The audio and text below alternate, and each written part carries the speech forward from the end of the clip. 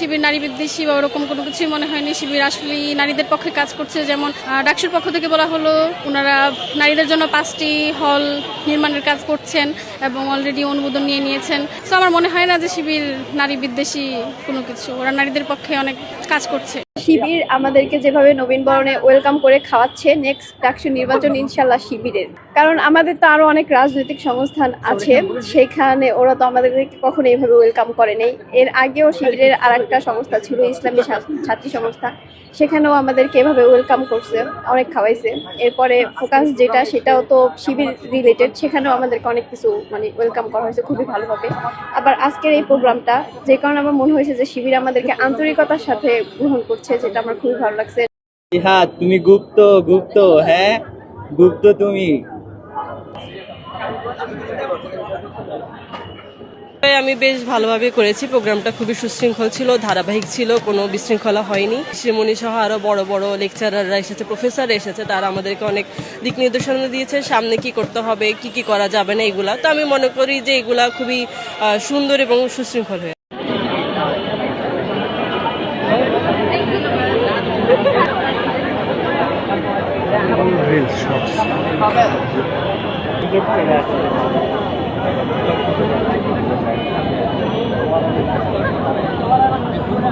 Gift অনেক কিছু পাইছি। আমার মনে হয় ভার্সিটিতে আসার পরেই নবীনকরণে সবচেয়ে বেশি গিফট পাইছি।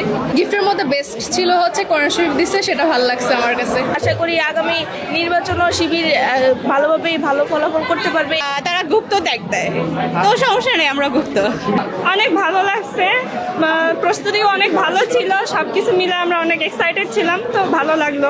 গিফট এই যে ব্যাগ দিয়েছে, একটা ডায়েরি, পেন, খাবার দিয়েছে, আমাদের জুস দিয়েছে, আর কিরিং দিয়েছে, তারপরে হচ্ছে কোরআন শরীফ দিয়েছে। সবার পক্ষ থেকে কিছু কিছু গিফট, উপহার, কথা, উপদেশ সবকিছু মিলিয়ে ওভারঅল ভালো লাগতেছে। ধারণা ছিল যে রাজনীতি হচ্ছে খুব খারাপ, এখানে সবাইকে মারা কাটা হয়, কিন্তু আসলে এরকম না, পুরো ধারণাটাই চেঞ্জ হয়ে গেছে। আসসালামু আলাইকুম রহমতুল্লাহ। সুপ্রিয় দর্শক, শিবির কি জিনিস সেটা ঢাকা বিশ্ববিদ্যালয়ের শিক্ষার্থীরা বুঝতে পেরেছে।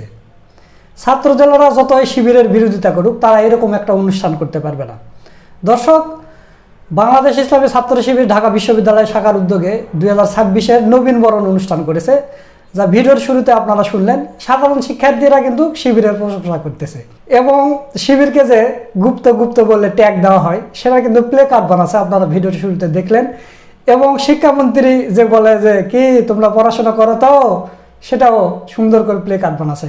আসলে আমি অবাক হয়ে যাই, শিবির এত বুদ্ধি, এত মেধা কোত্থেকে পায় যে কোথায় কি লাগাতে হবে। শিবির কিন্তু সেটা ভালো করে জানে। তো দর্শক, অনেকে মনে করেছিলেন যে ঢাকা বিশ্ববিদ্যালয়ের ভিপি সে নতুন বিয়ে করছে, বিয়ে করে মাত্র 2-3 দিন হচ্ছে, এর মধ্যে ভিপি সাদিক কায়েম নতুন বউ রেখে আসবে কিনা ঢাবিতে। কিন্তু না, সাদিক কায়েম ভাই সেখানে এসেছেন, বক্তব্য দিয়েছেন। জি, সম্মানিত উপস্থিতি, আপনারা ইতিমধ্যে লক্ষ্য করেছেন আমাদের মাঝে এসে উপস্থিত হয়েছেন ঢাকা বিশ্ববিদ্যালয় কেন্দ্রীয় ছাত্র সংসদের সম্মানিত ভিপি আবু সাদিক কায়েম ভাই। অনেকেই আজকের অনুষ্ঠানে আসবেন কিনা এটি নিয়ে কনফিউশন ছিল। যাই হোক, সকল কনফিউশন দূর করে আমাদের ভিপি, আপনাদের ভিপি আপনাদের সাথে সাক্ষাৎ করতে চলে এসেছেন। আমাদের অনুষ্ঠানের পক্ষ থেকে সাদিক কায়েম ভাইকে স্বাগত জানাচ্ছি। সেই বক্তব্যের ভিডিও আপনাদের পরের ভিডিওতে দেখাবো। অসাধারণ একটা বক্তব্য দিয়েছেন এবং এই ডাকসুতে জেতার পর তারা কি কি কাজ করেছে কিছুটা হলেও তুলে ধরেছে। তো এখন আপনাদের যে বক্তব্যটা শোনাবো সেটা হলো বাংলাদেশ ইসলামী ছাত্র শিবিরের কেন্দ্রীয় সভাপতি নুরুল ইসলাম সাদ্দামের বক্তব্য। তিনি অসাধারণ একটা জ্ঞানগর্ভ বক্তব্য দিয়েছেন। আপনারা এ পর্যন্ত যতগুলো বক্তব্য শুনেছেন তার মধ্যে অন্যতম বক্তব্য এটা। তো দর্শক, আপনাদের প্রতি অনুরোধ রইল আপনারা পুরো বক্তব্যের ভিডিওটা দেখে যাবেন। তো চলুন আমরা ভিডিওটা দেখে আসি। সমৃদ্ধ বাংলাদেশ গড়ার লক্ষ্যে সৎ, দক্ষ, দেশপ্রেমিক নাগরিক তৈরির অঙ্গীকারবদ্ধ নিরন্তর ছুটে চলা প্রিয় কাফেলা বাংলাদেশ ইসলামী ছাত্র শিবির ঢাকা বিশ্ববিদ্যালয় শাখার উদ্যোগে আয়োজিত বিশ্ববিদ্যালয়ের প্রথম বর্ষে আগত নবীন ছাত্র ছাত্রী বন্ধুদের নিয়ে আজকের এই নবীন বরণ প্রোগ্রামের উপস্থিত সম্মানিত অতিথিবৃন্দ, প্রিয় সাংবাদিক বন্ধুগণ, প্রিয় শিক্ষার্থী বন্ধুরা, আসসালামু আলাইকুম রহমতুল্লাহি ওয়া বারাকাতুহু। আমি চিন্তা করছিলাম যে সকাল 9:30 থেকে যেহেতু কথা শুনছেন, এই পর্যন্ত আসতে আসতে এখন সবার চলে যাওয়ার পালা। যত শর্ট করা যায় তত বেশি তালি পাওয়া যাবে, এটা আমি জানি। কারণ ইউনিভার্সিটিতে বিতর্কের সাথে যুক্ত থাকার কারণে বুঝতে পেরেছি যে স্টুডেন্টের পারসেপশনটা হচ্ছে বেশি সময় ধরে তারা আসলে নিতে পারে না কোনো কিছু। যেহেতু প্রধান অতিথি করেছে, আসতে হয়েছে এবং কিছু কথা বলতে হবে, এই কারণে যত শর্ট করা যায় তত চেষ্টা করবো ইনশাআল্লাহ। আপনাদের জন্য কিছু অপরচুনিটিসের কথা। আপনারা যে ইউনিভার্সিটিতে ভর্তি হয়েছেন, বাংলাদেশের টপ ইউনিভার্সিটি, ইউনিভার্সিটি ভর্তির স্বপ্ন অনেক মানুষেরই থাকে, কিন্তু তারা তাদের এই জার্নিতে সেই জায়গা পর্যন্ত যেতে পারে না। ক্লাস 1-এ একটা স্টুডেন্ট ভর্তি হয়, 26 লক্ষ স্টুডেন্টের যাত্রা শুরু হয় আপনাদের সাথে। এরপরে এসএসসিতে আসতে আসতে সেখান থেকে একটা বিশাল অংশ হারিয়ে যায়। 13 লক্ষ স্টুডেন্ট এসএসসিতে পাশ করে, এইচএসসি পাশ করার পরে দেখা যায় আবার 3 লক্ষ স্টুডেন্ট ফেল করে, প্রায় 10 বা 9 লক্ষ স্টুডেন্ট ইন্টারমিডিয়েট পাশ করার পরে এই ইউনিভার্সিটি অ্যাডমিশনের প্রতিযোগিতায় অংশগ্রহণ করে। তার মধ্য থেকে অল্প কিছু স্টুডেন্ট, অর্থাৎ 5,000 বা 4,500 স্টুডেন্ট ঢাকা ইউনিভার্সিটিতে পড়ার সুযোগ পায়। তো আপনারা লাকি যে এত বিশাল অংশের মধ্য থেকে বিশাল একটা জার্নি শেষ করে লাইফের এই জায়গায় আপনারা সিলেক্টেড হয়েছেন। এজন্য ইসলামী ছাত্র শিবিরের পক্ষ থেকে আপনাদেরকে কংগ্রাচুলেট জানাই, আপনাদেরকে স্বাগত জানাই, আপনাদের ভবিষ্যৎ জীবনের জন্য শুভকামনা জানাই। আপনারা যে ইউনিভার্সিটিতে ভর্তি হয়ে আছেন, পাশেই শরীফ ওসমান বিন হাদি শুয়ে আছে। আমরা তার রুহের মাগফিরাত কামনা করি। আধিপত্যবাদের বিরুদ্ধে তিনি যে কণ্ঠস্বর উঁচু করেছিলেন, যার কারণে তাকে সর্বোচ্চ মূল্যটা দিতে হয়েছে। আধিপত্যবাদ তাকে সহ্য করতে পারে নাই, তাকে পৃথিবী থেকে বিদায় নিতে হয়েছে। কিন্তু শরীফ ওসমান বিন হাদি শাহাদাত বরণ করেছে, কিন্তু আমাদের ছেড়ে চলে যায় নাই। কারণ শহীদরা মরে না, তারা জীবিত থাকে, আল্লাহর পক্ষ থেকে তারা রিজিক প্রাপ্ত হয়। আমরা জানি শরীফ ওসমান বিন হাদি এখানে ঘুমিয়ে আছে। শরীফ ওসমান বিন হাদি যুগে যুগে চেতনার মশাল হাতে নিয়ে এ জাতির জুলুম নির্যাতন যারা করবে, জাতির উপরে যারা দমন নিপীড়ন ফ্যাসিজম চাপিয়ে দিবে, তাদের বিরুদ্ধে শরীফ ওসমান বিন হাদির কণ্ঠ হাজারো কণ্ঠ হয়ে জাগ্রত হবে ইনশাআল্লাহ।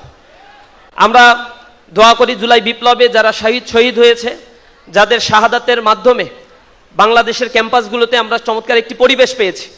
এই ক্যাম্পাসে আগে ফার্স্ট ইয়ারে আসলে অনেক বিভীষিকাময় জীবন পার করতে হতো। কোথায় নেতা বসা আছেন, 4 নেতার নাম মুখস্থ করানো হতো। তো 4 নেতার নাম তো আমরা জানি, শেখ মুজিব, তারপরে আরো কে আছে, তাজউদ্দিন আহমেদ, এরকম 4 নেতার নাম আমরা মুখস্থ করে আসছি। কিন্তু এইখানে আসলে 4 নেতা কিন্তু আবার ভিন্ন। তো বিশ্ববিদ্যালয়ে একটা দলের প্রধান 2 জন আর কেন্দ্রের প্রধান 2 জন, তাদের নাম মুখস্থ করতে হয়। আমি বোধ করি যে আজকে আমি দাঁড়িয়েছি এই বিশ্ববিদ্যালয়ের, যেহেতু আমি স্টুডেন্ট, কিন্তু রানিং হয়তো প্রফেশনাল মাস্টার্স করছি, এই কারণে আপনাদের সাথে রেগুলার দেখা সাক্ষাৎ করা, ক্যান্টিনে আড্ডা দেয়া, অযাচিত চর্চাগুলো করা, এই ক্যাম্পাসে আমাদেরকে আপনারা খুব বেশি দেখতে পাবেন না। কারণ এই চর্চাগুলো আমরা বন্ধ করতে চাই। ইউনিভার্সিটিগুলো রেগুলার স্টুডেন্টদের জায়গা হোক, এখানে কোনো আদু ভাইয়ের জায়গা না হোক, এটা আমাদের স্বপ্ন। এই স্বপ্ন নিয়েই আমরা লড়ে যাচ্ছি। এই স্বপ্ন নিয়েই ডাকসুতে ছাত্রদের কাছে আমাদের কমিটমেন্ট ছিল। শিক্ষার্থীরা সেই কমিটমেন্টের জায়গা থেকে আমাদের উপরে আস্থা রেখেছে এবং আমরা সেই কমিটমেন্ট বাস্তবায়নের ক্ষেত্রে বদ্ধপরিকর, আমরা ভূমিকা পালন করে যাচ্ছি। আজকে যারা এখানে আপনারা এসেছেন, অনেক স্বপ্ন নিয়ে এসেছেন। একটি গোলাপ হাতে ধরিয়ে দিয়ে, মিষ্টি কথার সম্ভাষণ জানিয়ে আপনাদেরকে আমরা বরণ করে নেয়ার জন্য আজকের এই প্রোগ্রাম করেছি কিনা তা আপনারা ইতিমধ্যে বুঝতে পেরেছেন। স্বপ্ন চোখে রঙিন রঙিন নিয়ে আপনারা এখানে এসেছেন, যা দেখবেন তাই ভালো লাগবে। কিন্তু এই সময়টা, এই 4টি বছর বা 5টি বছর আপনার লাইফ পরিবর্তন করে দেওয়ার জন্য একটা অনুঘটকও হতে পারে। আবার এই সময়টা আপনাকে আপনার লাইফটাকে ডিজাস্টার করে দেওয়ার জন্য হতে পারে। সুতরাং কোন রাস্তা আপনি বেছে নেবেন, আপনাকে সেটা বাছাই করে নিতে হবে। আমি ইসলামী ছাত্র শিবিরের পক্ষ থেকে একজন অ্যাম্বাসেডর হয়ে আপনাদের কাছে ছাত্র শিবিরের গুণকীর্তন করার জন্য এখানে দাঁড়াই নাই। আমার কি দোষ, আমার কি গুণ, সেগুলো বর্ণনা করার জন্য আমি এখানে আসি নাই। আমাদের আয়োজনগুলো, এই নবীন বরণ আয়োজন, এ+ সংবর্ধনা, career counselling programme, career guideline programme, exhibition programme, talent hunt programme, আমাদের যত ক্রিয়েটিভ প্রোগ্রাম, সায়েন্স ফেস্ট আছে, এন্টারপ্রেনিয়ারশিপ ডেভেলপমেন্ট প্রোগ্রাম আছে, যত প্রোগ্রামগুলোই ইসলামী ছাত্র শিবির আয়োজন করে না কেন, এগুলো শুধুমাত্র করে এই রাষ্ট্রের জন্য, এই বাংলাদেশকে বিনির্মাণ করার জন্য। এ কারণে ইসলামী ছাত্র শিবির তার ভিশনের মধ্যে তারা লিখেছে, সমৃদ্ধ বাংলাদেশ গড়ার লক্ষ্যে সৎ, দক্ষ, দেশপ্রেমিক নাগরিক তৈরির অঙ্গীকার। এটা হচ্ছে আমাদের ভিশন। এই ভিশনটা আমরা লালন করছি এবং যুগের পর যুগ সেই ভিশন লালন করে শিক্ষার্থীদের কাছে ইসলামী ছাত্র শিবিরের অ্যাপ্রোচগুলো তুলে ধরার জন্য চেষ্টা করছি।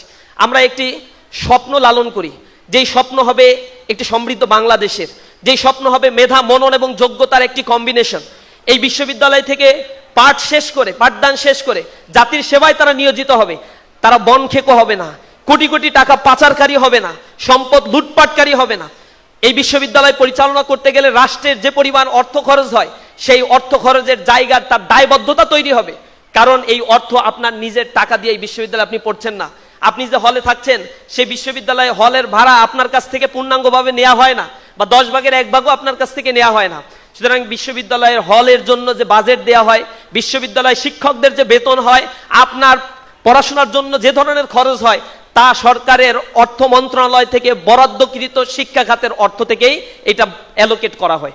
সুতরাং এই জায়গায় আপনার কিছু লায়াবিলিটি আছে, সেটা আমরা অনেক সময় ভুলে যাই, সুপিরিয়র কমপ্লেক্সে ভুগতে থাকি।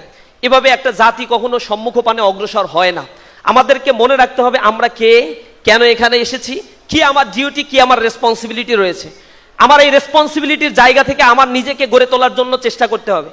একটা জাতি তখনই গঠিত হয় যখন সে জাতির মানুষগুলো সে জাতিকে ওন করতে পারে, যখন তার হৃদয়টা অনেক প্রশস্ত হয়, সুবিশাল ওই আকাশের মতো সকলকে ধারণ করার ক্ষমতা যখন মানুষের মধ্যে থাকে, তখনই সেই জাতিকে সম্মুখপানে অগ্রসর করার জন্য তাদের মধ্য থেকে কিছু নেতৃত্ব তৈরি হয়। আমরা বিশ্বাস করি আজকে যারা এখানে উপস্থিত হয়েছেন, তাদের মধ্যে সে চেতনা জাগ্রত করার জন্য ইতিমধ্যে আমাদের প্যানেলিস্ট আলোচকরা যে আলোচনাগুলো করেছেন, সেইগুলো থেকে আপনারা কিছু নিতে পেরেছেন। আপনাদের মনে রাখতে হবে আমাদের এই দেশটা দারিদ্র পীড়িত, অনেক কষ্টের মধ্য থেকে তাদের দিনাতিপাত করতে হয়। আমি এখানে দাঁড়িয়ে রয়েছি, যখন বাংলাদেশে এলডিসি গ্রাজুয়েশনের কথা বলা হচ্ছে, লিস্ট ডেভেলপ কান্ট্রির মানে উন্নীত হবে, তখন বাংলাদেশের জিডিপি গ্রোথ রেটে ভাটা পড়েছে। তখন বাংলাদেশে 6,40,00,000 মানুষ দারিদ্র সীমার নিচে বসবাস করছে। আমি যখন এখানে দাঁড়িয়ে কথা বলছি, তখন মুদ্রাস্ফীতির ঊর্ধ্বগতির কারণে জনজীবন বিপর্যস্ত হয়ে পড়েছে। যারা দিন আনে দিন খায়, তাদের জীবন অতিষ্ঠ হয়ে পড়েছে। যারা মিডিল ইনকামের মানুষ, অর্থাৎ যাদের আয় ইনকাম খুবই কম, তারা তাদের পরিবার পরিচালনা করতে গিয়ে অত্যাধিক কষ্টের মধ্যে দিয়ে জীবনযাপন করছে, অনেক বেশি স্ট্রাগল করতে হচ্ছে। এমন একটি সমাজ ব্যবস্থায় দাঁড়িয়ে আমরা কথা বলছি, যে সমাজ ব্যবস্থায় ইনকাম ডিসপারশনের পরিমাণ অনেক বেশি, যে সমাজ ব্যবস্থায় রাষ্ট্রকে যখন কর্তৃত্বশীল মানুষেরা ওন করতে পারে না, সেই সমাজ ব্যবস্থায় দাঁড়িয়ে আমাদের জন্য অনেক বড় বড় স্বপ্ন দেখতে হচ্ছে, আপনাদেরকে স্বপ্ন দেখাতে হচ্ছে। অথচ আপনি তাকান আমাদের সমসাময়িক রাষ্ট্রগুলোর দিকে, যখন তারা স্বাধীনতা অর্জন করেছিল, কিভাবে তারা উন্নতির স্বর্ণশিখরে আরোহণ করেছে। সাউথ কোরিয়ার দিকে তাকান, সেই দেশে আজকে কোথায় চলে গিয়েছে। অথচ 60-এর দশকে সাউথ কোরিয়ার ইকোনমিক ডেভেলপমেন্টের অনেক ইন্ডিকেটরগুলো ছিল, যে ইন্ডিকেটরগুলো বাংলাদেশের চাইতেও নিম্ন স্তরের ছিল। তাদের শিক্ষা খাতে ধারাবাহিক ইনভেস্টমেন্ট, তাদের জিডিপির 5.1% ধারাবাহিকভাবে শিক্ষা খাতে বরাদ্দ দেওয়ার কারণে আজকে তাদের অর্থনীতি কোথায় চলে গিয়েছে। আর বাংলাদেশের সবচেয়ে বড় বিশ্ববিদ্যালয় ঢাকা বিশ্ববিদ্যালয়ে একটা শিক্ষার্থী ভর্তি হওয়ার পরে তাকে হলে সিট দিতে পারে না, সারপোকার কামড়ে অতিষ্ঠ হয়ে জীবনযাপন করতে হয়, গণরুম গেস্টরুম কালচারের সাথে তাদেরকে অ্যাডাপ্ট করে চলতে হয়। সেই জায়গায় সরকারের যে কন্ট্রিবিউশন করার কথা ছিল, রাষ্ট্রের কর্তৃত্বশীল ব্যক্তিদের যে ধরনের এখানে গুরুত্ব দেওয়া দরকার ছিল, সেটা তারা করতে পারে নাই। দেশত্ব প্রেম আমাদের শিক্ষা প্রতিষ্ঠানগুলো থেকে শিক্ষকরা যেভাবে জাগ্রত করার কথা ছিল, সেটা পারে নাই, কারণ দে আর করাপ্টেড।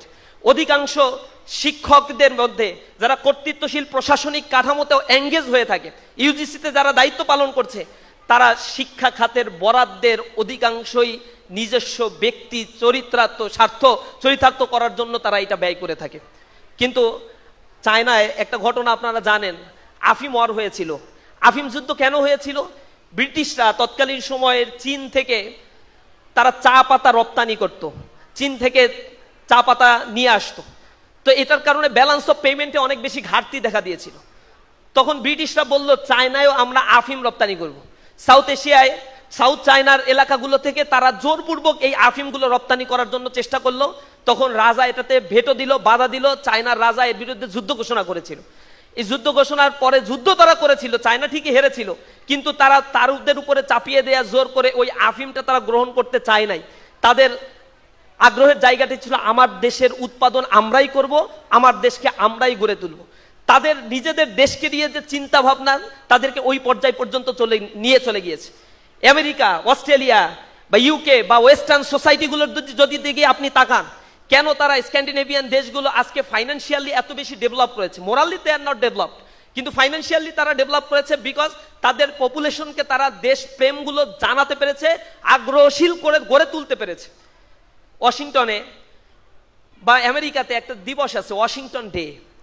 তা আমার এক বন্ধু বলছিল, ওই ফ্রি ডে যেগুলো থাকে, বন্ধের দিন যেগুলো থাকে, ওই বন্ধের দিনগুলোতেই হচ্ছে তারা কাজের ক্ষেত্রে বেশি আগ্রহ আমরা দেখতে পাই। তো একবার আমেরিকাতে সেই বন্ধু বলছে, আমি আমার ল্যাবে কাজ করছিলাম, ছুটির দিন আমি দেখলাম সেই ওয়াশিংটন ডেতে আমার প্রফেসর সেখানে চলে আসে। তো প্রফেসরকে আমি জিজ্ঞাসা করলাম যে আজকে তো ছুটির দিন, তুমি এখানে কেন আসছো? আজকে না আসলেও তো পারা যেত, ছুটি এনজয় করার দরকার ছিল না, এত কষ্ট আপনারা করেন। তখন সে উত্তর দিচ্ছে, Washington did his job, I must do my job, his life and work won't make me great. Washington তার কাজ করে গেছে, আমার কাজ আমারই করতে হবে। ওয়াশিংটনকে তার কর্ম বড় করেছে, আমার কর্ম কখনো ওয়াশিংটনের ওই দিনে ঘরের ভিতরে হালুয়া রুটি খাইলে আমাকে কোনোদিন বড় করবে না। সুতরাং নিজেকে যদি বড় করে গড়ে তুলতে হয়, নিজের কর্মগুলোকে শানিত করে এই পৃথিবীতে অল্প সময় আমরা বেঁচে থাকি, সেই অল্প সময়ের মধ্যে নিজের সারাউন্ডিং গুলোকে গড়ে তোলার জন্য প্রতিজ্ঞাবদ্ধ হওয়া দরকার। একটি দেশ তখন গড়ে উঠবে যখন সেই দেশের মানুষের মধ্যে দেশ গড়ার জন্য এই তৃষ্ণাটা জাগ্রত হয়। আমার দেশের সমস্যাটা হইলো, একবার বাংলাদেশে ইন্টারমিডিয়েট পাস, এই যে কয়দিন আগেই জুলাই রিভলিউশনের পর অটো পাস করে দেওয়া হয়েছিল, ওই করোনার সময় এই ঘটনাগুলো ঘটছিল। তো অটো পাস করার পরে পরের ব্যাচটাও আন্দোলন করছে আমাদেরকেও অটো পাস দিতে হবে। তো অটো পাস কেন দিতে হবে? আমরা পড়ার সময় পাই নাই, আন্দোলন করতে করতে আমরা পড়ার সময় পাই নাই, এই জন্য এসে শাহবাগে তারা আন্দোলন শুরু করে দিচ্ছে। তো পড়াশোনা না করার জন্য আন্দোলন, চিন্তা করতে পারেন? তা আমি তাদেরকে কাউকে ডেকে জিজ্ঞাসা করছি, তুমি যখন ইউনিভার্সিটিতে পড়বা তখন যখন তোমাকে বলবে ইন্টারমিডিয়েটের রেজাল্টটা এখানে ইনপুট করো, কিভাবে করবা? তুমি যখন হায়ার স্টাডি করতে যাবা, ইন্টারমিডিয়েটের রেজাল্ট যখন চাইবে তখন তুমি কি করবা? তুমি যখন চাকরি করতে যাইবা তখন তোমার ইন্টারমিডিয়েটের রেজাল্ট তোমাকে চাইবে, তখন তুমি কি করবা? তুমি যে ফেল করবা এই ভয়ে তুমি পরীক্ষাটা দিবা না, পিছিয়ে দিতে চাও। এইভাবে যদি সব ছাত্ররা আন্দোলন করতে থাকে তো জীবনটা তো স্বর্গ সুখ হয়ে যায়, কিন্তু লাইফে তো বেকারত্বের পরিমাণ অনেক বেড়ে যাবে। বাংলাদেশে তো এখন 41 লক্ষ বেকার বিলং করে, সেটা স্ট্রাকচারাল অথবা ফ্রিকশনাল অথবা আনস্ট্রাকচারাল আনএমপ্লয়েড হোক। প্রায় 41 লক্ষ বেকার, যার মধ্যে 34% রয়েছে বিশ্ববিদ্যালয় থেকে অনার্স মাস্টার্স পাস করা বেকার, অর্থাৎ তারা পাস করে যাচ্ছে, তাদেরকে কেউ চাকরি দিচ্ছে না। এই জায়গা থেকে আমাকে গড়ে তোলার জন্য স্বপ্ন দেখতে হবে। ইউনিভার্সিটির এই জায়গায়, এই আঙিনায় আমি এসেছি, অনেক অপরচুনিটিস আমার জন্য আছে, অ্যাভেলেবেল অপরচুনিটিস আছে। আমি সেগুলো অ্যাভেল করে আমি আমার জীবনকে এনজয় করতে পারি, অথবা এই 5টা বছর নিজেকে গড়ে তোলার জন্য যে অপরচুনিটিসগুলো আছে সেগুলো আমরা কাজে লাগাতে পারি। কি সুযোগ সুবিধাগুলো আছে এখানে বোধ করি সেগুলো প্রেজেন্টেশন দিয়ে আপনাদেরকে জানিয়ে দেওয়া হয়েছে। এখন ডিসিশনটা আপনার, আপনি নিজেকে কিভাবে গড়ে তুলবেন। সেই জায়গায় আমরা আপনাদেরকে অ্যাসোসিয়েশন করতে পারি, ইসলামী ছাত্র শিবির আপনাকে সহযোগিতা করবে, ডাকসু প্রতিনিধিরা যে কয়দিন আছে এখানে তারা সহযোগিতা করবে, পরবর্তীতে ডাকসু নির্বাচন আশা করি ধারাবাহিকভাবে হবে, তারাও আপনাদের সেই ক্ষেত্রে সহযোগিতা করবে। দ্বিতীয় যে বিষয়টি আপনাদের কাছে আমি অনুরোধ জানাবো, প্রিয় বন্ধুরা, জীবনের সময়টা খুবই সংক্ষিপ্ত, একটা সংক্ষিপ্ত জার্নি নিয়ে আমরা এখানে এসেছি। লাইফের সবচেয়ে গুরুত্বপূর্ণ জায়গাটা মনীষীরা বলেছেন, যদি তুমি তোমার সন্তানকে 3টা আর শিক্ষা দাও, রিডিং, রাইটিং অ্যান্ড অ্যারিথমেটিক, চতুর্থ আর হিসেবে যদি তুমি রিলিজিয়ানকে না রাখো, পঞ্চম আর হিসেবে তুমি যেটি পাবে সেটা হচ্ছে রাজকালরি। অর্থাৎ লেখাপড়াই একটা মানুষের জীবনের সব কিছু নয়। এ কারণে বলা হয়, when money is lost, nothing is lost. When health is lost, something is lost. But when character is lost, everything is lost. জীবনের চরিত্র যদি হারিয়ে যায়, একটা মানুষের কাছে আর কিছুই অবশিষ্ট থাকে না। এই বিশ্ববিদ্যালয়ে, এই ঢাকা বিশ্ববিদ্যালয়ে পড়াশোনা করে এমন মানুষেরও জন্ম হয়েছে যারা বিশ্ববিদ্যালয়ে পড়ে অ্যাডমিনিস্ট্রেশনে জব করেছে, ডিফেন্স ফোর্সে জব করেছে, যারা বাংলাদেশের ব্যবসায়িক খাতগুলোতে গুরুত্বপূর্ণ ভূমিকা রেখেছে, দেশের বাইরে গিয়েছে, কিন্তু সেই মানুষগুলো ছিল করাপ্টেড। কোটি কোটি টাকা তারা দেশ থেকে পাচার করেছে। শ্বেতপত্র প্রকাশিত হয়েছে ইন্টারিম গভর্নমেন্টের ক্ষেত্রে, তারা বলেছে যে আওয়ামী ফ্যাসিবাদের সময় $234 বিলিয়ন শুধু বাংলাদেশ থেকে পাচার করে নিয়ে যাওয়া হয়েছে। এই পাচারের অর্থগুলো হিসেব করে দেখা যায়, বাংলাদেশের যে ডেভেলপমেন্ট বাজেট হয়, যেটা অ্যানুয়াল ডেভেলপমেন্ট বাজেট যেটা করা হয়, সেই ডেভেলপমেন্ট বাজেটের 7 বছরের বাজেট কম্পাইল করলে যা হয় তা শুধু দেশ থেকে পাচার করে নিয়ে যাওয়া হয়েছে। ডেভেলপমেন্ট বাজেটের নামে এই দেশে যা বরাদ্দ দেওয়া হয় তা উপর থেকে নিচ পর্যন্ত যেতে যেতে সকল টাকাগুলোই লোপাট হয়ে যায়। 10% টাকাও এখানে ইনভেস্টমেন্ট করা হয় না, যার ফলে একটা রাস্তা নির্মাণ করা হয়, তার টেম্পার 3 বছর 4 বছর পরে আবার শেষ হয়ে যায়, আবার সেখানে বাজেট দেওয়া হয়। অথচ এশিয়া মহাদেশের মধ্যে অন্য অন্য দেশগুলোর কম্প্যারিজন করে দেখা গিয়েছে বাংলাদেশেই লোকাল গভর্নমেন্টের রাস্তাঘাট নির্মাণের জন্য সবচেয়ে বেশি বাজেট এখানে অ্যালোকেট করা হয়। আসলে এই টাকাগুলো কে খাচ্ছে? এই টাকাগুলো কার পকেটে যাচ্ছে? এগুলো কোনো অশিক্ষিত রিক্সা চালক অথবা কোনো দিনমজুর কুলি মজুর এগুলো গ্রহণ করছে না, এগুলো গ্রহণ করছে আপনার আমার মতো শিক্ষিত মানুষেরা, যাদের দেহ অবয়ব সবকিছু সুন্দর, যাদের কথাগুলো শুনে মানুষ বিকশিত হয়, আকর্ষিত হয়, যাদের লেখাপড়ার প্রোফাইল দেখে মানুষ বাহবা দেয়। কিন্তু এই মানুষগুলোই যখন আবার ওই পজিশনগুলোতে বসে তখন টাকা ছাড়া কোনো ফাইল তারা স্বাক্ষর করতে চায় না। এই জায়গায় আমাকে একটু বুঝতে হবে, আমার চরিত্র যদি এখানে ভালো না হয়, আমি যে টাকা দিয়ে সাম্রাজ্য গড়ে তুলছি, আমার মৃত্যু হয়ে গেলে এই সাম্রাজ্য রেখেই কিন্তু আমাকে চলে যেতে হবে। ওই কবরে আমি কোনো সাম্রাজ্য নিয়ে যেতে পারবো না। আমার পরে আমার আওলাদরা, আমার বংশ পরম্পরায় যারা থাকবে, তারা যখন এই অর্থগুলো পাবে, তখন তারা এই অর্থের অ্যাবিউজ করলে তার রিটার্নগুলো কিয়ামতের ময়দানে আমিও পাবো সমান তালে।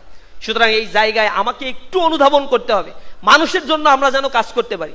ইউনিভার্সিটিতে যে লক্ষ কোটি টাকা বরাদ্দ দেওয়া হচ্ছে, যে বরাদ্দের মধ্য দিয়ে ইনফ্রাস্ট্রাকচারাল ডেভেলপমেন্টগুলো করা হচ্ছে, আমার এডুকেশন সিস্টেমকে রান করানো হচ্ছে, আনফর্চুনেটলি সেই জায়গায় লেখাপড়া করে আমার প্রতি আমার সেই দায়বদ্ধতাটা তৈরি হয় না। একজন রিক্সাওয়ালাকে আমি মূল্যায়ন করতে পারি না। অথচ আমার দেশের বাজেট অ্যালোকেশন এইবার 9 লক্ষ কোটি টাকার বাজেট প্রপোজাল তৈরি করা হচ্ছে। এই বাজেট প্রপোজালের মধ্যে 7 লক্ষ কোটি টাকা তারা সেপারেট করেছে যে এটা এনবিআর আয় করে দিবে তাদেরকে। এনবিআর কোথা থেকে আয় করবে? তার মধ্যে একটা হচ্ছে ভ্যালু অ্যাডেড ট্যাক্স থেকে, একটা হচ্ছে ডিরেক্ট ট্যাক্স থেকে, ইনডিরেক্ট ট্যাক্স থেকে। তো ডিরেক্ট ট্যাক্স বা ভ্যালু অ্যাডেড ট্যাক্সগুলো যেগুলো নেওয়া হচ্ছে, এটা কোথা থেকে আসছে? আমি ইউনিভার্সিটিতে পড়ি, আমার কাছ থেকেও ট্যাক্স নেয়। আমি গুলিস্তান থেকে কোনো কিছু কিনতে যাই, সেখান থেকেও আমাকে 15% ট্যাক্স কেটে নেয়।